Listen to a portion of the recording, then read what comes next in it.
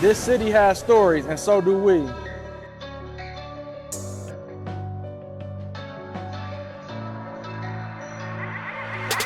It's not just a podcast, it's a movement. Real stories, real people, real purpose, real purpose. Pull up a seat, get comfortable. Let's talk purpose, pain, growth, and everything in between.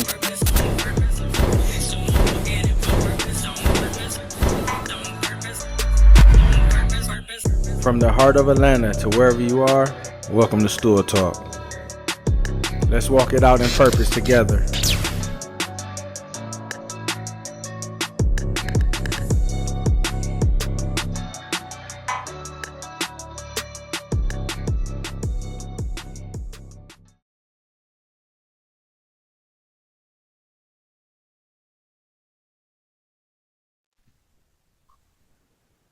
So today with us on Stool Talk, it's an honor, it's a privilege to have a very special guest. Here on Stool Talk, we walk in our purpose on purpose, and today's guest is definitely doing that.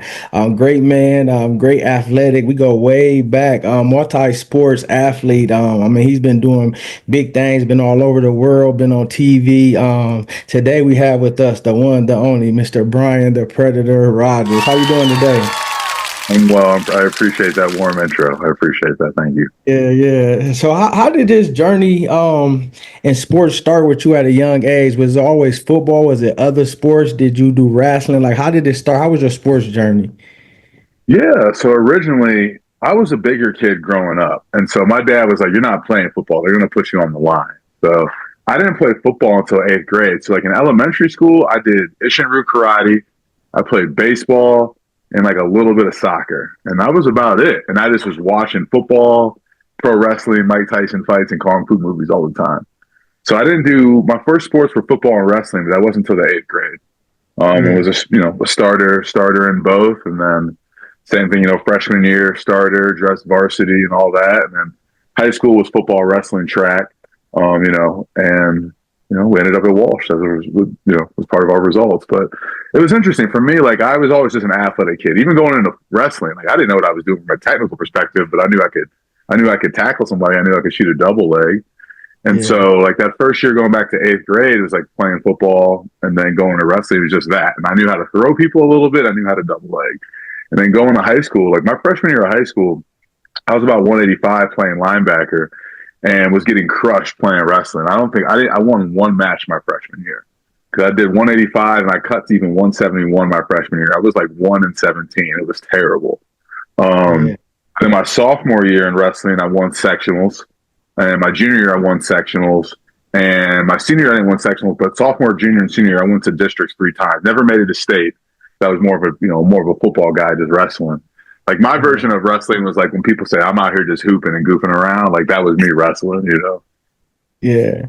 When did you start to see that your game started to take off? And even you mentioned how you went to Walsh University. When did you see that your game went to another level where you can play college football? And why did you decide just to stick to football at the time? Yeah, I think it was coming through high school. Like we did the bigger, faster, stronger program from a strength and conditioning aspect, and I saw like my numbers were pretty good. We look at the 40 times and all that, and then I'm like, okay, well, if I keep growing, I keep putting up these numbers that seem about right, And I had a good career overall, but football was the main thing. When I was a kid, I was like, I'm going to be a veterinarian in the off season. I'm going to be an NFL player during the season. That's what I thought when I was in like third, fourth, fifth grade. But I just always wanted to be a professional. Like I watched a lot of pro athletes growing up, and always was like, okay, this is what I want to do. I want to be a professional athlete. So for me, like I always carried that type of work ethic and mindset during high school. Like I didn't miss a day of strength and conditioning and training. And like a lot of guys, the weight room goes up and down for high school athletes because we're young. So we're like, we don't really need that. But I was always real disciplined and focused on that in those areas, and always was like into the training aspect and like work with, speed and agility coaches and all that kind of stuff. And so that put me on my path where I just wanted to be a true professional and wanted to bring that mindset through, junior high school, and into college. Yeah. What would be your advice to young athletes making a decision on picking and choosing the right college? It's got to be for you and you alone. you have to understand your family situations, and you got to listen to everybody and nobody at the same time, which is a weird thing to say, but you got to listen to everybody and nobody, and you got to understand the people in the context of why they may be giving you certain information. You know what I mean? And you got to kind of like, I don't want people to think that not everybody's out to get you. It's not that, but you have to understand that sometimes people are going to communicate and advise you from their own point of view and their own limiting beliefs. Some people are like, oh, why don't you come to this school close to home? And for you, you might need to get outside and like be a little bit a ways away and be on your hero's journey. So I say, listen to everybody and nobody at the same time.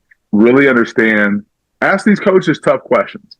You know, look up their research and understand like they might hop to another school within a year or two. Like understand what's going on in that coaching circle and things like that. And ask people real questions. Don't just listen and hear the sales pitch.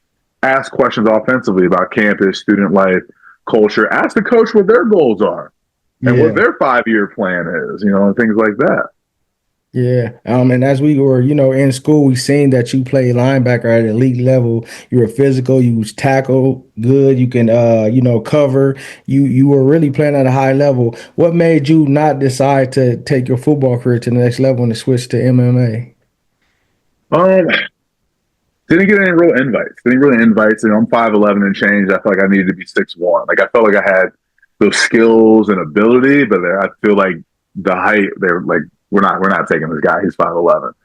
I was angry when we were finishing up at Walsh. I was angry. And so, there's a little bit of loss of identity. At that time, purpose, was probably much football and athletics. So like, where do you go from that? And so I wanted team and community. And I first started training at Victory Martial Arts in Canton, Ohio. That was the first school I went to. I think I graduated Walsh in 06. Had started training like right after that. I had my first fight in November of 06. So it was pretty quick. And a lot of it was, I just missed the team. The group, the community, and being like, what are we doing every day to like push forward and get better and things of that nature. So I think looking back, I was probably depressed a little bit and a little angry. And that's what made me kind of really go into martial arts, was looking for a vehicle to put that energy somewhere. Yeah. Can you speak to the youth on identity when you're struggling? Like you said, you didn't know, but you figured out something, you grasped it, and you went towards that. What could they do if they may be searching for identity, whether they're out of sports, whether they're going through something, or they need to make a change in life? What would you say to that? Yeah, it's interesting. Today now I lead a branding marketing business, I guess to say this, personal development branding marketing business called Reciprocity Creative Coalition. And the first thing I start a lot with clients, and they say they want to build a brand or a business, or that are going through some personal struggles, is I tell them like, we're going to start with our curiosities and our interests. And I have people list 25 things that they're curious, interested in, passionate about. You know what I mean? Things that they would watch a podcast on, go down a YouTube rabbit hole on, would seek a mentor, and just kind of brain dump all the things that are on their plate and things like that. And then I start to look for correlations between things you like. You've listed 25 things. Like, what are things that are connected? What are things that are similar? Okay. And then, okay, but, why did I pick and choose certain things? Why did I pick and choose this? Why did I pick and choose that? And look at the cluster of the things that you're curious and you're interested in, and see how you can dive deeper into that, seek mentorship in that, or ask yourself, why am I interested in that? Oh, okay, well, I like people. Oh, okay, well, I like helping people. Or, I like science, I like studying. But like, we have to list the things that you're curious, interested, passionate about, and things like that, to just get it on paper. Because if I just ask you, you're gonna be like, I like this, I like that, but you gotta like really focus in and lock in and kind of evaluate that side. So that's where I usually have people start, and that's what I would recommend to any athlete, is like, I'm a big believer in the idea of reverse engineering success, sometimes taking a step backwards to take 10 steps forward. And sometimes I think you got to like kind of like strip it all down and say like, what do I like? What am I interested in? What am I passionate about? And look at those things. And then also go, am I doing any of that? Like, am I putting my mind, body, and spirit into any of this? And if not, then you got to course correct. Sometimes we're hard on ourselves and we don't realize that we actually are doing about everything we can. And so sometimes that's the reflection as well, to like look and go like, all right, well, I'm hitting this, I'm hitting this, I'm hitting that. Like, all right, I'm in the path. Very often when we're in our hero's journey, per se, as I like to call it, we don't realize that like the path to A to B that we want to get to isn't linear. It's like Yeah. And we get there eventually, but it's not ever directly how we see. And so I think you have to kind of like list, strip all that stuff down, take a high level view over it, audit yourself, but don't judge yourself, but audit your behavior, actions, and activities. Yeah. And what does purpose mean to you? And when did you tell that you were walking in yours? I appreciate that. Purpose to me is what you do and why you exist beyond like money and without anybody like patting you on the back or whatever. Over time, I believe my purpose is to energize my community into abundance and help raise my community's collective consciousness. And I got that. I was like, all right, my last name is Rogers, Mr. Rogers. Neighborhood, I'm supposed to be a community guy. I'm a big Nipsey Hussle fan. I'm like, all right, neighborhood Nip. His birthday is my half birthday. And I just started looking at things like I'm supposed to be a community guy. I'm supposed to be, a teammate, a leader, and things like that. And when someone first asked me this a few years ago, and I was doing some activities, they were like, well, what do you like? And I was like, well, I'm a connector. I like to help people. I like to, get them enthused. I like to show them what is possible. Because sometimes people don't see what they can be in themselves. And so you got to put some light on them so they can see what they can truly be. And sometimes I feel like I have that skill, gift, and talent that people don't sometimes see in themselves. And I've just made that a purpose. I believe, I believe I believe we're all a child of God, but I know I'm a child of God. And I think as that, I'm supposed to lead with light and love.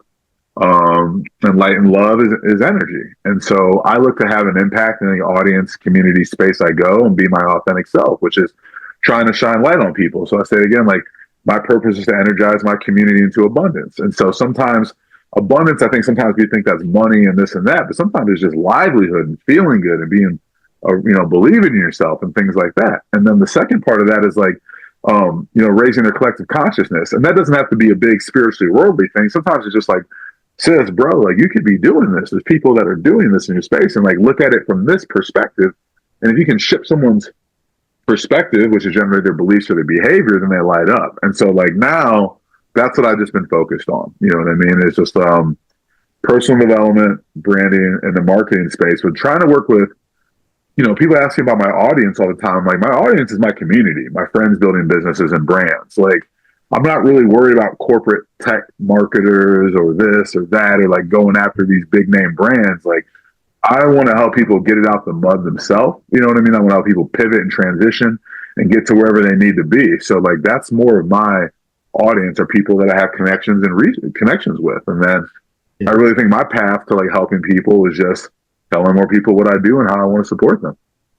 Yeah, and I see that you have a lot of athletes, MMA athletes that you talk to, you maybe mentor or kind of help along. Who was that mentor for you when you were in the MMA?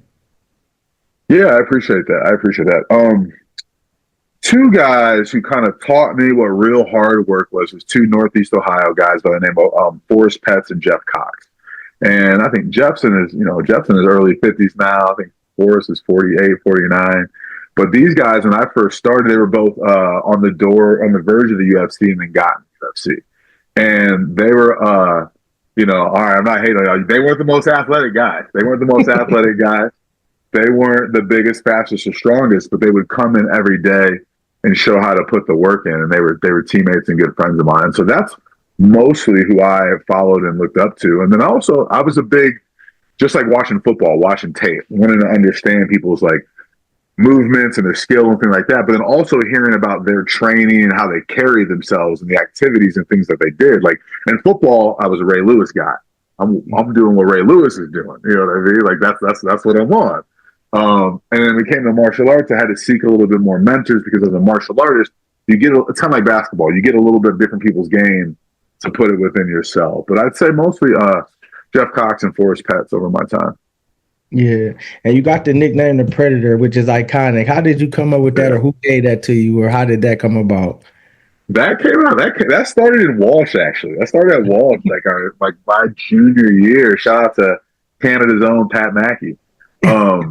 My hair was getting long. My first set of dreads was getting long. He's like, "Oh man, you're starting to look like the Predator." I low key didn't like it at first. And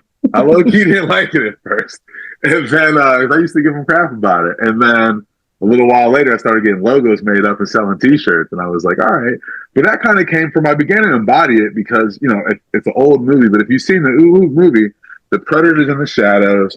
He's studying, he's researching everybody, and and he's seeing how people move. And for me as a person, like, you know, my parents gave me all the love and support that they could and all the knowledge that they could. But then when you go out in space in the world, you got to start talking to people. I'm like, what do you Yeah. know? What do you know? How did you get here? Like that type of stuff. And I always kind of felt like I was in the jungle of this world we have and like looking around, gaining information, gaining resources and stuff like that. So I kind of felt like that way and embodied it that way. But I also like the idea that this, like, the Predator wasn't wasting no time in the movie. You know, he'd come out the jungles and he was slicing people up and it was done. And like we used to joke in MMA, you don't get paid by the hour, so you got to get in and get out. So I really embodied that. Yeah, and shout out to Derek Bestgrove. I used to get to see a lot of your fights in because he'd be there, he'd repost, or that's how I Yeah, used to get to see some of them. What was one of your most memorable fights that you had? it was my most memorable fight was in Toledo. I started my career as an amateur 4-1, and then I got my first pro fight was on a very short-lived reality show on BET called The Iron Ring. It was wild. So Little John was in my corner for my first. I'll send you the picture. Little John was in my corner for my first pro fight, and I had this other dude, Shoney Carter. He was a cat from Chicago who was an MMA fighter, and he used to wear these crazy suits. He used to dress like a pimp. And it was my coach, Marcus Marinelli. So my corner was wild. It was my real MMA coach. Little John was lit. Like he had the chalice in the corner. You know what I mean? I was fighting a guy who had Jules Santana from Dipset in his corner. Like it was a wild experience. I lost that fight. But they gave me like a $1,500 fight of the night bonus. I was like, oh, I'm in it. My next fight, so I was 0-1 as a pro, and then my next fight, I won in Cleveland, and then my next fight, my third one, I lost. So I'm like, all right, I'm 1-2 now. It's just like starting a football season. We're like, this is not looking good. So the first time I hit a big flying knee was in Toledo. It was in I think '08 or '09, and my back was against the wall. First of all, this dude, he showed up to weigh-ins 13 pounds overweight. He was rocked up. He played some Arena League football, and he Wow. was big. And like weight cut really matters. And I was cutting down to 185 then. You know, at Walsh, I was 220 to 230 most of the time. So the weight cutting matters. And so I cut down to 185. This dude shows up 13 pounds overweight, but everybody's bought tickets. Everybody's here. And at the same time, I'm like, I saw you outside and you tried something on me, I still have to fight you. You know what I mean? Yeah. So we took the fight. Crazy exchanges in the beginning. I hit him with a left hook, and he went back into the cage. And I used to just throw these flying knees in practice, like at people's body, just to like close the distance and stuff. Because it's just like football. If I juke and shake you, you freeze because you don't know what's happening. And in Yeah. MMA, sometimes like you can precondition people. So when I jumped, he just was like he was up and then he dove basically right into it. And so I hit that flying knee. That was the first one I hit. I ended up having 4 flying knee knockouts in my career, but I hit that one and he was out. He's out pretty quick. And then I was just running around crazy because I was like, all right, if I go 1-3, this might not be it. Like this might not be it. So that one, it was in Toledo. I can't remember. I have to look up the name of the event. I have to name of the event too. And also, if you send me this, I'll send the video. I'll edit some of the content in. So when you post Okay. it, you can put it out there. Yeah. Okay, yeah. Can you describe the feeling that you get? Like, what's the vibe before you about to fight when you get in it? Is it the same as football? Because it did you used to have to like throw up to get ready? Because I remember if we didn't see you throw up, we was pacing like, man, what's going on? So then you would go take care of your business. Then like, okay, it's game time. Like, and I remember the defense of the one game we was out of town, you didn't throw up yet, and everybody pacing like, what's going on? We about to go out there. Like, how was it when you about to get in the square circle?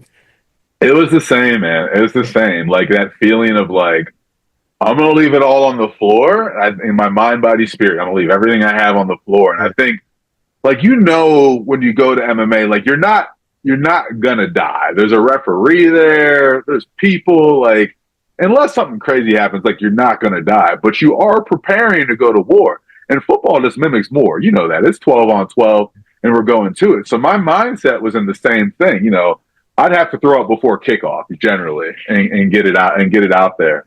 But yeah, it was the exact same kind of mindset. I kind of never really understood or even did a lot of deep thinking to while I was doing it. But then shout out to one of my boxing coaches, Scotty.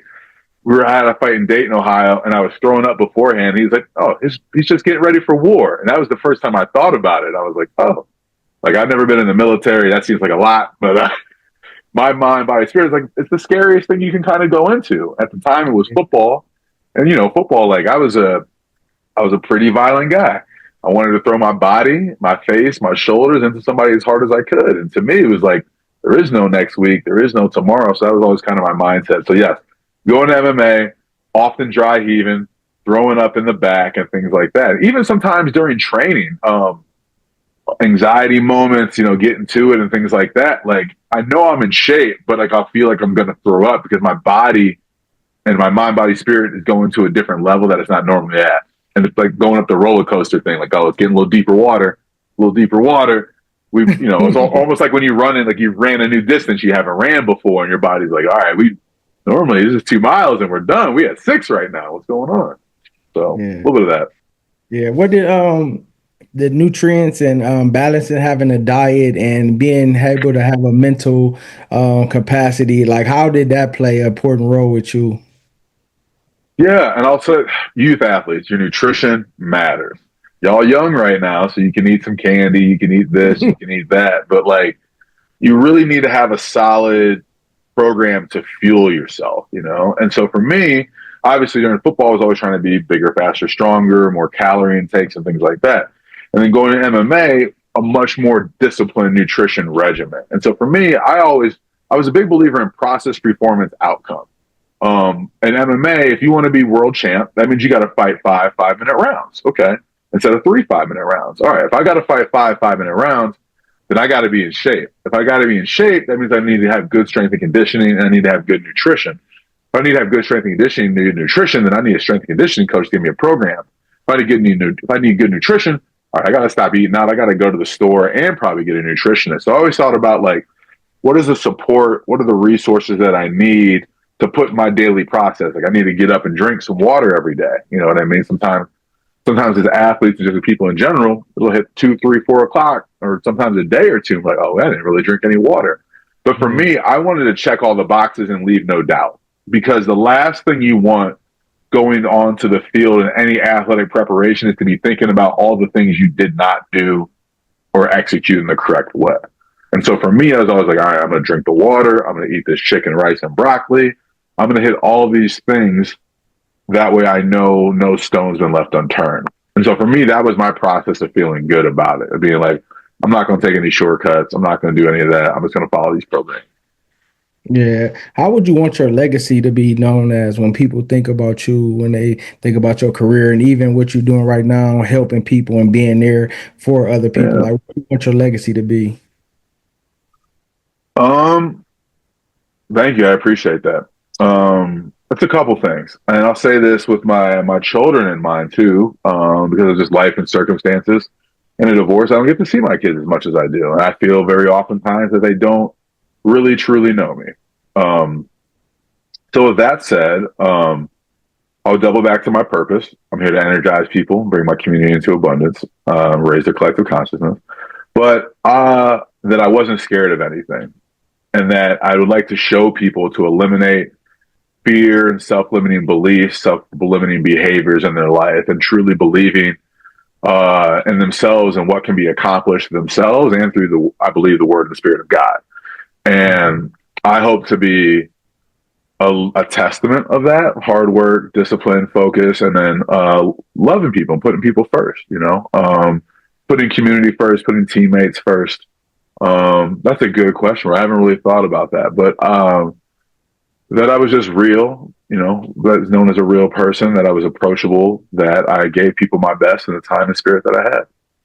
Yeah, and how do you find time to balance? Like, what do you do for yourself since you pour out so much to remain to where you can get poured into, be energetic, or to even get charged up? And then, like you even mentioned, even the transition with your relationship or even your kids and stuff like that, that drains on us mentally. I've been through something similar. And as a man, we go through stuff, we think thoughts or we get emotional and different things, but we still got to be there for others. So, how do you find that balance where you can pour into yourself and remain at peace so you can be in your purpose with everybody who you pouring into? I'm not great at balance. I think a gift and a curse of mine is God gave me the ability to have a lot of energy and to go, go, go. And so for me, I can pretty much hit it and be pretty consistent. And I have friends in certain core group and community that I can really talk to and that I want to give information to. You know what I mean? Or I'll really tell them what's going on with me in my life. But like my balance is friends and community from jujitsu, you know, going to the weight room and things like that. I'm a big movie guy. I'll go to the movie solo if nobody don't want to go with me. I love that. But I'm a big movie guy. So those are some of the things, you know, and just chatting, just hanging out with people. But I'll admittedly say, like, it's a gift and a curse. I think that's a little bit of my superhero powers in a way, is that, like, I, you know, last night, New Year's Eve, I was home by 11 after going to some friends' places and fell asleep by 1:15. But by 7 a.m., that was a late wake up. My body is like, all right, well, you slept about 5 hours. You're ready to go.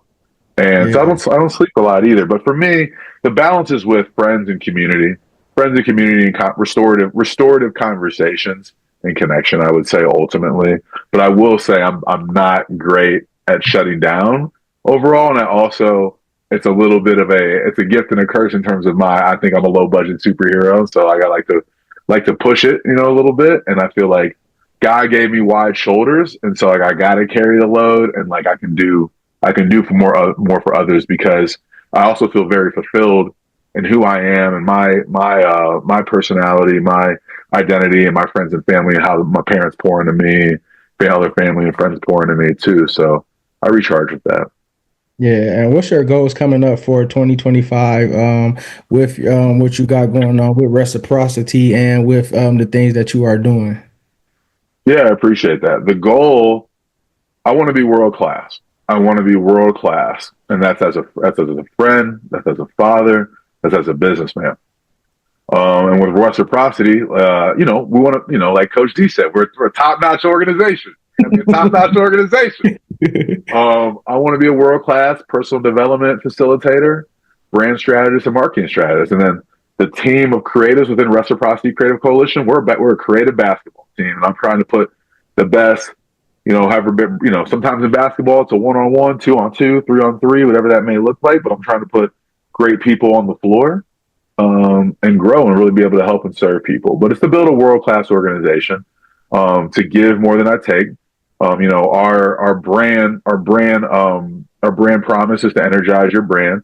Our purpose is to bring your brand to real life, and sometimes that can mean us as people not living our most authentic lives, or that could be get that business idea out of your head and really into the world. You know, Right. so those are things I think about as well. It's like some brands are B2B, business to business. Some brands are business to customer, and I really want to stay H to H, human to human, and like really just be able to help and serve people in that regard, and know that like I'm not a transactional guy. Like, you know, not all money is good money. Not all money is good money. And so like, can we transform? Can we really do something? Like, do I need to align myself or my team so we do less to be able to help this person in this situation? Like, again, I'm a big Nip Hustle guy, and I think this is a marathon game. I think I'm really just getting started. With that said, there's a good chance I'm fighting again in 2025. Oh, really? Okay. Okay. Yeah. Again, man, I really want my children to know who I am. There's a lot of work that needs to be done to get to that level again. But I came back to Ohio in August. I went to a Cage Thunder MMA event, which one of my friends and former teachers was working at. And he's like, "Oh, I know you've been back grappling, doing jujitsu." And I was like, "Yeah." And he was like, "You think about fighting ever?" And I was like, "Oh, I need a year. I need a year." And then I was like, "All right, we might do it." So I'm actually in the process. I've been filming since August. I'm trying to make a documentary about my life and to Wow. be able to Wow. tell my story. And we're doing it like in this chapter of this is where I've been. These are the things I've done.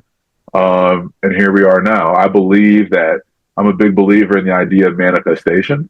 I believe if you take these things and film yourself doing push-ups, film yourself doing sit-ups and squats, you're going to get stronger. So if I do that with the people, community relationships I'm building, and the brand work and the marketing work I'm doing in personal development, and I do that with my training, my strength and conditioning, then that's what should add up. So those are the Yeah. things I'm thinking about. Yeah. Two things. One, the cooler that I seen Best Grove had a cooler back in the day. Was that something out of your brand that light up? Yeah, yeah. So that was the Ice Block cooler. One of his friends and business partners. It was a cooler, bro. We used to take this thing everywhere. I used to have it in the ring after. But yeah, so Derek was an investor and a partner with that, and the owner and the founder of it. Essentially, it was a frozen cooler that could hold a 6 pack of beverages, and you put it in the freezer and for like a couple hours, and then it would hold your drinks cold for like 8 hours or something like that. So yeah, I was a sponsor for it. Also, it lit up blue because the founder's son had autism, and and blue is like their brand color for the Autism Awareness Organization. So we used to do some campaigns around that. And obviously, I worked with kids with emotional behavior disorders and autism and things like that. So yeah, that was a big thing. We took that thing everywhere. And you should ask Derek about the time we got that thing into a club in Vegas. They were not having it. They were like, "You can't bring that in here." And we're like, "Why not? Why not?" And like Derek was fighting bad, and we finessed our way in. And they're like, "Okay, just don't turn it on." As soon as we got in there, we turned it on. You know what I mean? So yeah, Yeah. the ice block cooler. Yeah, I remember. And how can people reach out, contact you if they need services, or if they need help with anything? Yeah, I appreciate that. I've been back active on Facebook. It's the B Raj the Predator Instagram, my personal Brian Rogers. Not always the best on the messages, but reach out. On Instagram, it's B Raj the Strategist. That's Brog, BROG, the Strategist. And then my email, which my email is long. It's brog at Reciprocity Creative Coalition. Brog at Reciprocity Creative Coalition. Or just DM me on IG, you know what I mean? Or reach out to somebody who knows me. And my motto, every message I've sent in on like LinkedIn over the last 5 years has been like, "Hi, I'm Brian. Would love to connect, chat, and build a relationship." And that's how I treat every interaction. Like we're gonna connect, we're gonna connect, and then we're gonna chat within that. And then a relationship is defined by the way people interact or engage. And so then like we have some type of relation. You know, some relationships you just text and you send each other memes and that's it. Some people are business partners, some people are friends. So it's like we'll figure out what our relationship is. And that's just kind of the motto. Yeah. Yeah. What's your top three linebackers of all time? Ooh, okay. I'm gonna go for like my era, who I growing up. Ray Lewis, which I mentioned earlier. I used to really like Dat Win, who played for the Cowboys. I like that dude.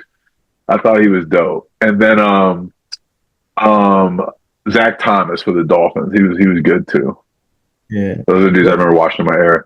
What's the last good movie you seen? Hmm.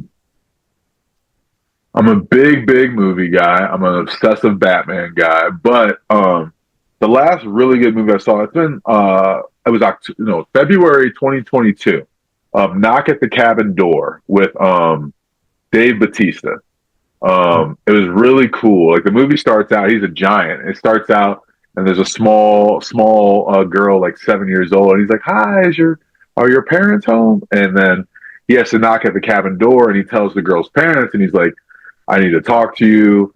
There's something about to happen. The world's about to change." But it's essentially, there's a spoiler alert ready for people in case you haven't seen it.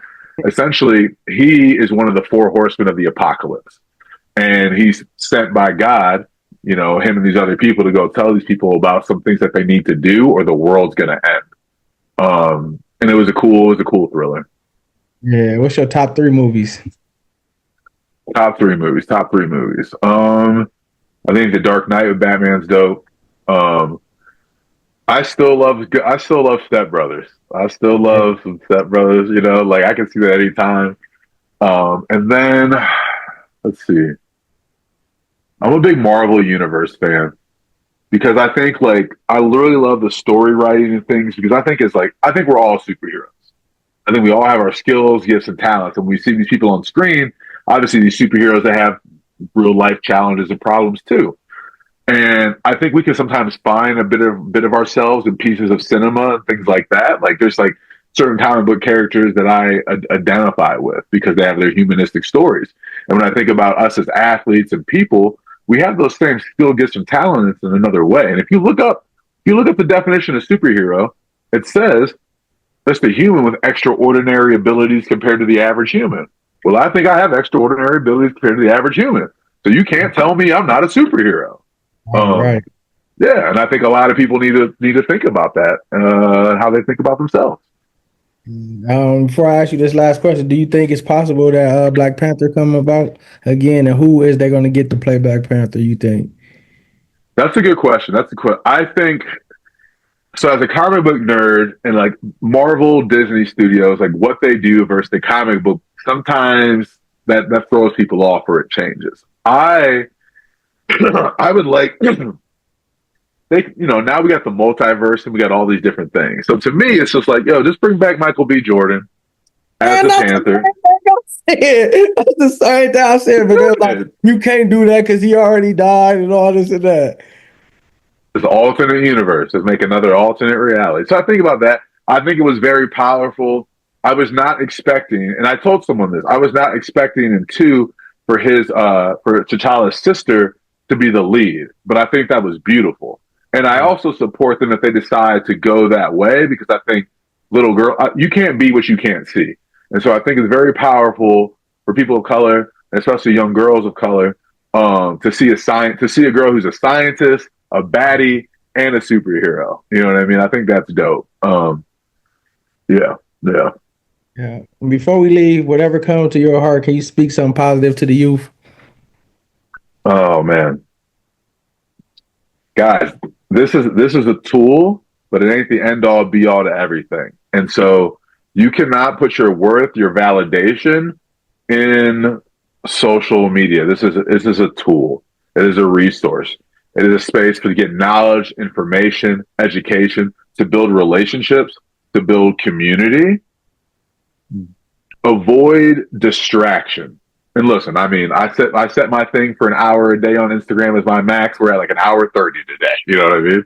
That's gonna happen. And I say audit, don't judge yourself, but like use it as a tool and a resource for growth and development. More than anything. Of like realize that like there's opportunity from you for that. But like when you're in a room, talk to people, have conversations, ask for phone numbers, ask for people's emails, ask them questions about their path and their journey. That's what I would say the most is be curious and build relationships. Thank you. And we just pray that you continue to be blessed. You got everything inside you that you need to be great. So continue to walk. May God open up doors for you in this 2025. May He cover you. May He give you favor. And may He be able to give you what your heart desires. And may you find peace in everything you do. Appreciate you. Thank you. I will.